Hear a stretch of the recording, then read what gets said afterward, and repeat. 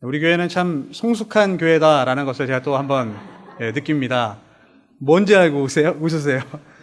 원래 집안에 아버지가 없으면 자식들이 다 좀 방황하게 돼 있습니다.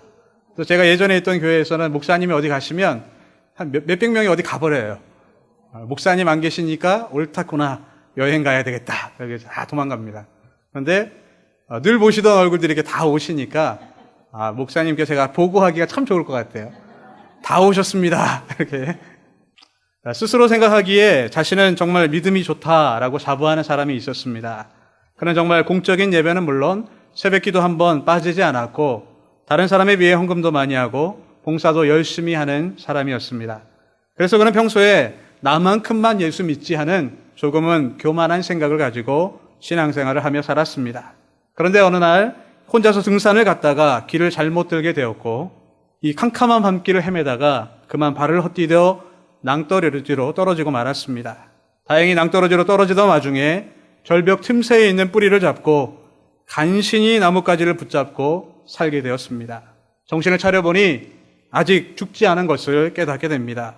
그래서 힘을 다해 소리를 지릅니다. 거기 누구 없습니까? 날 좀 도와주세요. 날 좀 살려주세요. 간절히 소리를 지릅니다. 그런데 아무런 대답이 들려오지 않는 것입니다. 시간이 좀 더 흐르자 팔에는 힘이 점점 빠지기 시작합니다. 그럼 이제 마지막이다라고 생각을 하고 한 번 더 소리 높여 질렀습니다. 거기 누구 없습니까? 사람 좀 살려주세요. 그런데 어디선가 사람 소리가 들려옵니다. 잘못 들었나 싶어 정신을 가다듬고 돌아보았더니 내가 여기 있다, 내가 널 도와주리라 하는 음성이 들렸습니다. 그러자 그 사람이 너무 반가운 마음에 누구십니까? 라고 물어보았습니다. 그러자 나는 내가 믿는 예수다 라고 하셨습니다. 이 사람은 이제 내가 살았구나 생각하고는 오 주님이시군요, 저를 좀 도와주십시오, 저를 구원해 주십시오 라고 이야기합니다. 주님이 그때 말씀하십니다. 그래, 내가 너를 도와줄 터이니 우선 내 손을 잡을 수 있게 그 나무 잡은 손 좀 놓아라 라고 이야기하셨습니다. 한참을 고민하던 그 사람 이렇게 소리쳤습니다. 거기 다른 사람 없습니까? 누구 날 좀 진짜 도와줄 사람 어디 없습니까? 라고 소리를 쳤습니다. 우스갯소리죠. 우리가 설마 그런 상황 가운데 놓이면 이렇게 하겠습니까? 그런데 예수 믿는다고 하면서 이렇게 사는 사람이 많다라는 것입니다. 어느 한 것만 세상이냐 아니면 예수님이냐 어느 한 곳만 선택해야 되는 그 순간 세상을 붙잡고 있기 때문에 예수님이 그 손 좀 놓아라, 그래야지 내가 널 도와줄 수 있고 건져줄 수 있다라고 하는 그 순간에도 손을 놓지 못하고 다른 사람은 어디 없습니까? 라고 찾고 있는 그런 모습으로 살아가는 사람들이 많이 있다라는 것입니다. 예수 믿는다고는 하는데 참 믿음으로 살아가는 사람이 많지 않다라는 것이죠. 그래서 오늘 이 말씀을 통하여서 우리의 믿음이 어떤 믿음인가 다시 한번 되돌아보고 참 믿음으로 살 때에 하나님의 영광과 하나님의 축복이 있다는 사실을 다시금 깨달아서 참 믿음으로 살아 하나님의 은혜 가운데 인생을 살아가시는 우리 복된 성도님들이 되시기를 간절히 소망합니다. 오늘 본문은 예수께서 바다 위를 걸으셨던 초자연적인 사건을 기록한 말씀입니다. 예수님께서는 제자들을 재촉하셔서 이 바다 건너편으로 건너가게 하셨습니다. 그리고 예수님은 무엇하러 가셨나요? 기도하러 가셨습니다. 시간이 좀 지나게 되자 어두운 밤이 찾아오게 됩니다. 때마침 불어온 풍랑으로 인해 제자들이 고통을 당하게 됩니다. 그것을 아시고 우리 주님께서는 밤을 무릅쓰고 이 바다를 건너 제자들에게로 향하여 가셨습니다. 바로 물 위를 걸어서 제자들에게 나타나신, 제자들을 구원하게 오신 예수님이 기록되어 있다라는 것입니다. 오늘 이 본문을 이해하기 위해서는 오늘 본문의 앞 본문인 그 사건에 좀 주목해 보아야 합니다. 마태복음 13장 13절에서 22절까지 말씀을 보면 무엇이 기록되어 있습니까? 바로 오병이의 사건이 기록되어 있습니다. 물고기 2마리와 떡 5개로 남자만 5,000명이나 되는 많은 사람을 먹이시는 놀라운 사건, 또 남은 것을 세하려 보니까 12강줄이가 되었다 하는 이 놀라운 사건이 기록되어져 있습니다. 예수님께서는 이 3년 정도 공생의 생활을 하시면서 많은 이적을 베풀어 주셨습니다. 맨 처음에는 가나의 혼인잔치에서 물로 포도주를 만드신 사건을 시작으로 해서 각색 병자를 고치시고 심지어는 죽은 자를 되살리시는 놀라운 능력을 행하셨습니다. 자, 그런데 우리 예수님께서 왜 이렇게 많은 기적을 베푸셨을까요? 거기에는 두 가지 이유가 있습니다. 첫 번째 이유는 자기 백성들을 사랑하시는 이 예수님의 마음 때문에 많은 이적을 행하셨다라는 것입니다. 예수님은 목자 없는 양같이 유리방황하며 질병과 가난으로 고통스러워하는 그 사람들을 보면서 민망히 여기셨다라고 말씀하고 계십니다. 이 민망히 여기신다라는 말은 창피하고 부끄럽게 여기셨다는 말씀이 아니라 마음 깊숙이 아파하셨다라는 말씀입니다. 마치 자신이 부끄러워하고 자신이 아프고 자신이 고통스러워하는 것처럼, 아니 그 이상으로 아파하며 극률한 모습으로 사랑을 베풀어 주신 표현을 민망히 여기셨다라고 말씀하고 있다라는 것입니다. 그래서 주님은 그들의 아픔과 배고픔과 슬픔을 외면하지 않으시고 그들에게 그 같은 기적을 베풀어 주셨다라는 것입니다. 또 다른 이유는 이 기적을 통하여서 예수님 자신이 하나님이심과 성부 하나님의 계획을 쫓아 이 땅에 오신 메시아임을 선포하기 위하여서 이 일들을 행하셨다라는 것입니다. 당시에 있던 이스라엘 백성들은 자기 조상들에게 베풀어 주셨던 하나님의 은혜와 약속을 기억하고 있었지만 온전히 신뢰하지 못했던 것 같습니다. 그것이 참된 믿음으로 변화되지 못했다라는 것이지요. 그래서 찾아오신 메시아 예수 그리스도를 영접하지 못하는 영적으로 무지에 빠져 있던 사람들이었습니다. 그래서 예수님은 그들에게 수많은 기적을 베푸심을 통하여서 자신이 그토록 대망하던 메시아이심을 알려주셨던 것입니다. 그리고 장차 임하게 될 하나님의 나라에 대해서 예수님 자신이 특별하게 우리에게 알려주셨다라는 것입니다. 이런 측면에서 본다면 이 오병이어의 사건도 그저 유대인들의 배만 채워주기 위한 사건이 아니었습니다. 그것을 통해 예수님은 그들의 배고픔을 영원히 해결해 줄 생명의 떡이 있는데 그게 바로 예수님, 메시아이신 그리스도뿐이다라는 것을 알려주기 위함이었다라는 것을 깨닫게 됩니다. 예수를 믿음으로 말미암아 영원한 생명을 얻게 되는 참 진리, 모두가 알아야 되고 모두가 변화되어야 될 이 진리를 깨닫게 하기 위하여서 오병이어의 기적을 베풀어 주셨다라는 것입니다. 그런데도 그들은 이런 주님의 뜻을 깨닫지 못하였고 그저 기적을 눈으로 보는 것만 만족하고 흥분하다가 돌아서면 잊어버리는 이러한 실수를 날마다 반복하며 살고 있었다라는 것입니다. 그런데 오늘 본문에 보니까요, 이러한 문제점이 누구에게 나타납니까? 바로 제자들에게 나타났다라는 것입니다. 기적을 체험하였지만 늘 예수님 곁에서 예수님이 하신 일들을 가장 가까이에서 보고 느끼며 살아가고 있지만 어려움이 닥치면, 고난이 닥치면 금방 무너져버리는 이 제자들의 모습을 볼 수가 있다라는 것입니다. 그 중에서도 이 오늘 본문에서 유난히 특별한 행동을 하는, 좀 특이한 행동을 하는 이 베드로의 모습을 보면서 그의 문제점과 또 그를 통하여서 얻을 수 있는 교훈을 깨닫게 되는 것입니다. 그래서 오늘 본문을 통하여서 베드로를 통하여서 얻게 되는 믿음에 대한 중요한 교훈 몇 가지를 함께 생각해 보고자 합니다.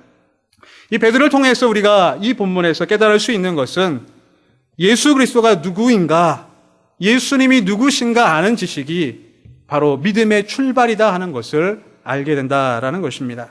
예수님이 누구인지 알지 못하면 믿음도 없다라는 것을 말씀하고 있다라는 것이지요.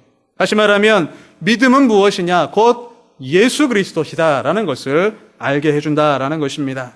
그것도 단순히 이름이나 사는 곳 또 뭐 하는 분인지 그저 통성명하는 수준의 알미 아니라 지식의 차원을 넘어선 신뢰와 확신, 인격적인 알을 의미하는 것입니다.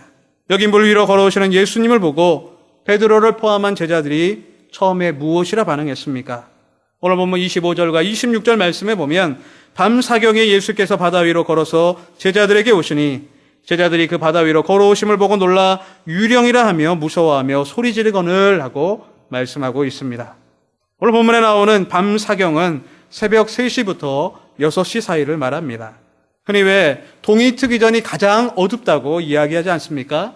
바로 그때 가장 어두운 때에 예수님께서 찾아오셨다라는 것입니다.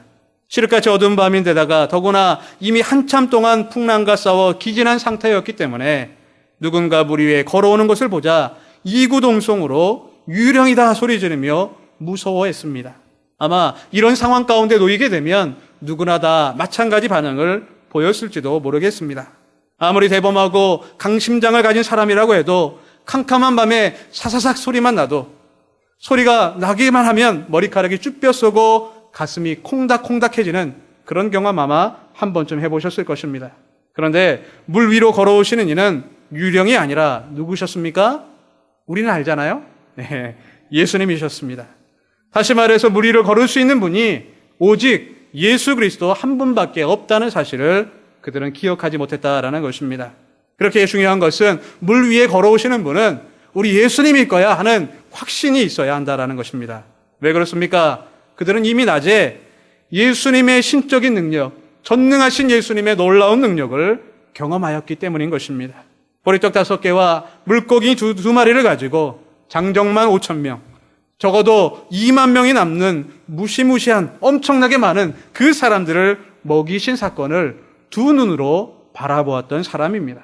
아니, 자신들이 직접 나눠주면서 그 기적을 몸소 체험했던 사람, 사람의 지혜로는 도대체 이해가 되지 않은 놀라운 능력이 나타난 것을 방금 전에, 얼마 전에 체험했던 사람들인 것입니다.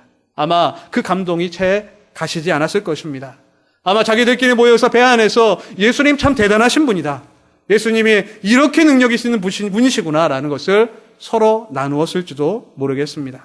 그런데 그 감동이 사라지기도 전에 이미 그들은 금세 잊어버리고 유령이다 소리 지르며 두려워 떨고 있었다라는 것입니다. 여러분, 2002년을 기억하십니까? 2002년에 무슨 사건이 있었습니까? 아주 위대한 사건이 있었죠. 우리나라가 월드컵 4강에 올라갔던 놀라운 사건이 있었습니다. 어쩌면 평생 가도 그런 일 우리 생에는 안 올지도 모릅니다. 그래서 이 축구 경기만 보면 이 해설자들이 뭐라고 이야기합니까? 2002년에 그 놀라운 일들, 그 영광이 다시금 재현됐으면 좋겠다라고 부르짖곤 합니다. 11년이나 지났는데요, 아직도 TV만 틀면 그때 그 기억하면서 이야기하는 것들 많이 보게 됩니다. 왜 그렇습니까? 그때 그 장면이 감동이 되었기 때문입니다.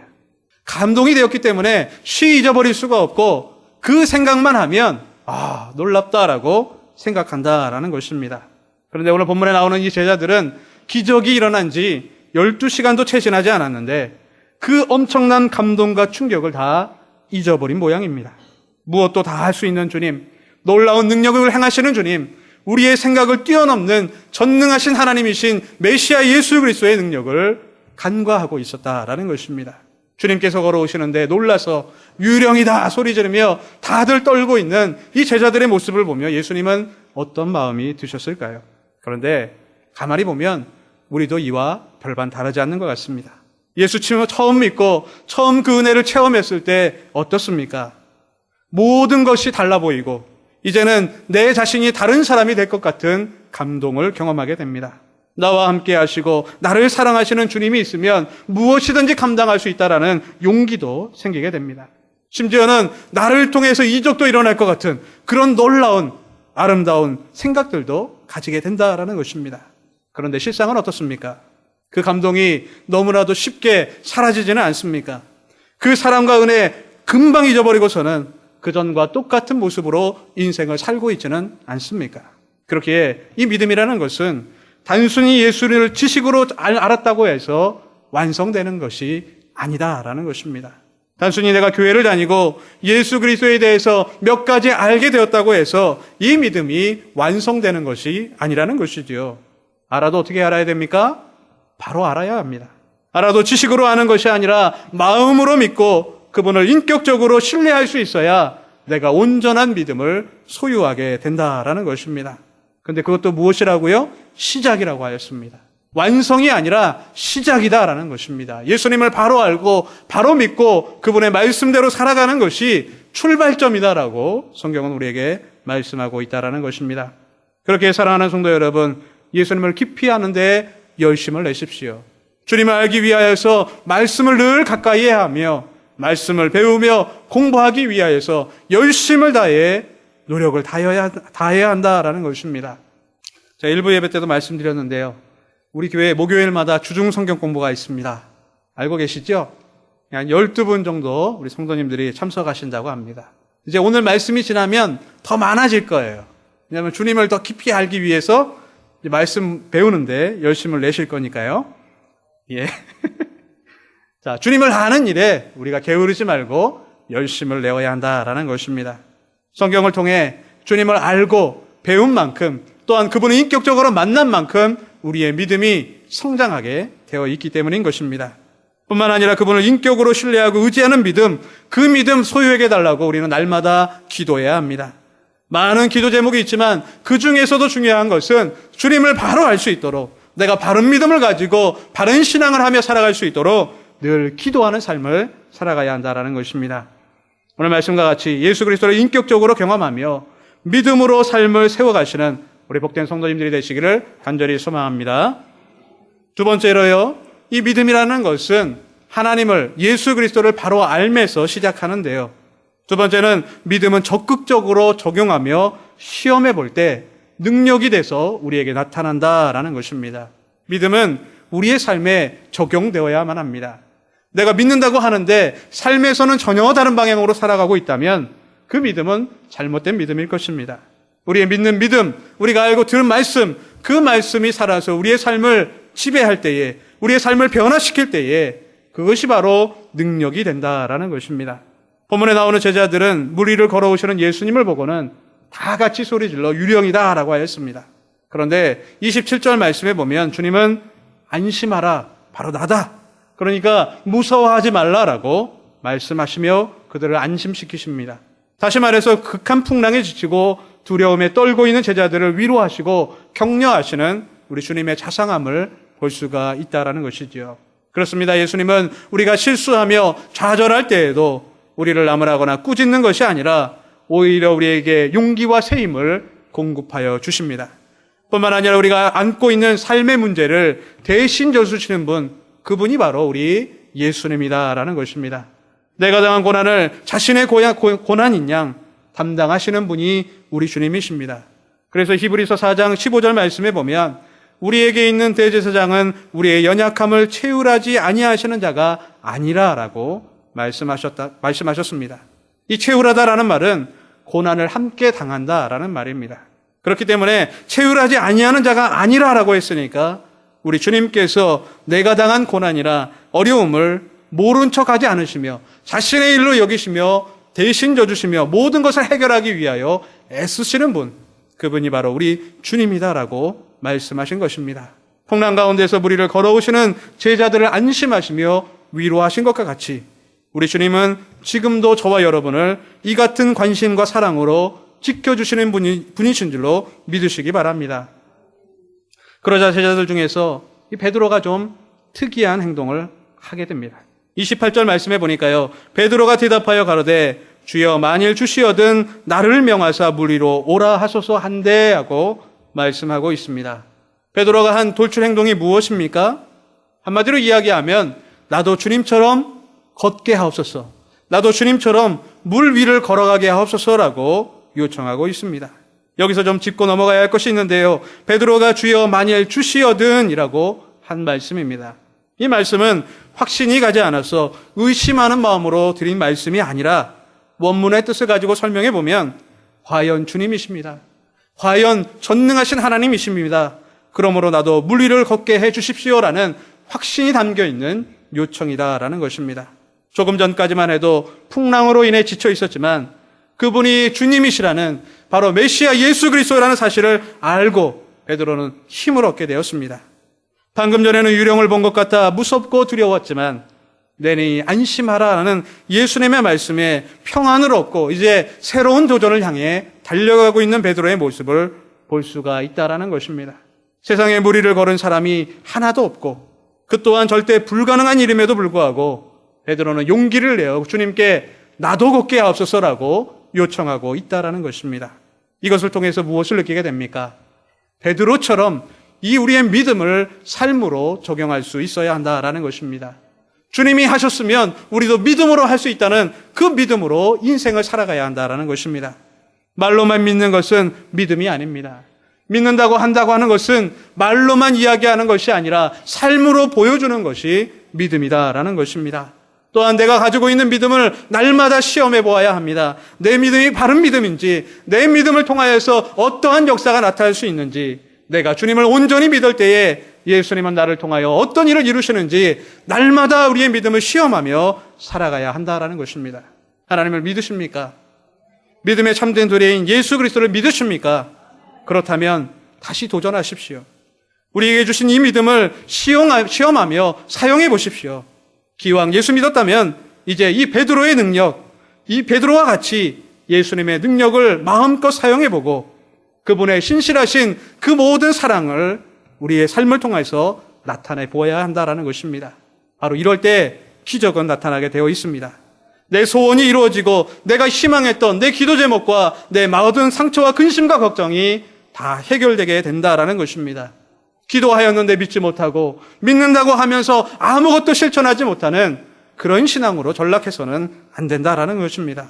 베드로와 같이 조금은 이상해 보이지만 많은 사람이 그 순간에 다 침묵하며 역시 주님은 위대하시다. 그것에 끝났지만 베드로는 직접 주님 앞에 나아가 내가 걷겠습니다라고 요청하였다라는 것입니다. 그렇게 이 기적, 이 놀라운 은혜가 우리에게 임하기를 원한다면 우리도 역시 그 믿음을 삶으로 실천해야 하는 것입니다. 오늘 말씀과 같이 믿음을 적극적으로 적용해보고 말씀대로 실천함을 통하여서 하나님의 놀라운 능력을 체험하는 우리 복된 성도님들이 되시기를 간절히 소망합니다. 마지막 세 번째로 이 믿음은 지속적으로 또한 끊임없이 유지할 때에 위대한 힘을 발휘하게 된다라는 것입니다. 믿음은 예수 그리스도를 바로 알므로 출발한다고 하였습니다. 또한 그것을 삶으로 실천할 때에 기적으로 우리에게 나타난다고 하였습니다. 세 번째로 중요한 것은 무엇입니까? 꾸준해야 된다라는 것입니다. 믿음은 한번 뜨거웠다 금방 식어버리는 것이 아니라 꾸준하게 믿어야 한다라는 것입니다. 여기 이 베드로는 분명 주님에 대한 확실한 믿음을 가지고 있었습니다. 단순히 아는 차원이 아니라 신뢰하고 의지하는 믿음이었습니다. 그리고 그것을 적용하며 시험해보는 믿음이었습니다. 그래서 그는 29절에 그를 향해 오라 하시는 주님의 말씀을 믿고 파도가 철썩거리는 바다 위로 발을 내려놓습니다. 그리고는 그 믿음대로 인류 역사상 처음이자 마지막으로 물 위를 걷는 엄청난 감동도 맛볼 수 있었습니다. 여러분이 베드로였다고 한번 생각을 해보십시오. 얼마나 감격스러웠겠습니까? 주님이 하신 일을 나도 할 수 있다 믿었더니 정말로 나도 할 수 있게 되었다라는 것입니다. 그 발을 띄는 순간에 그 마음의 감동으로 너무나도 기쁘고 행복했을 것입니다.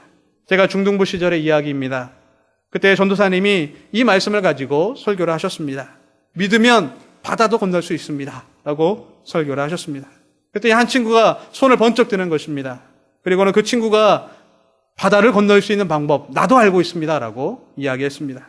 그 녀석 말에 의하면 우선 한 발을 딱 디디면 어떻게 됩니까? 물속에 빠지죠. 한 발을 딛고 한 발이 빠지기 전에 다음 발을 빨리 앞으로 보내면 또 다음 발이 빠지기 전에 빨리 앞으로 발을 보내면 안 빠지고 걸을 수 있다라고 이야기했습니다. 전도사님 참 기발하다 그랬습니다. 박수 한번 쳐주자고 막 그랬습니다. 근데 이렇게 한다고 빠지지 않습니까? 빠지죠. 무조건 빠집니다. 시험해 보시면 안 됩니다.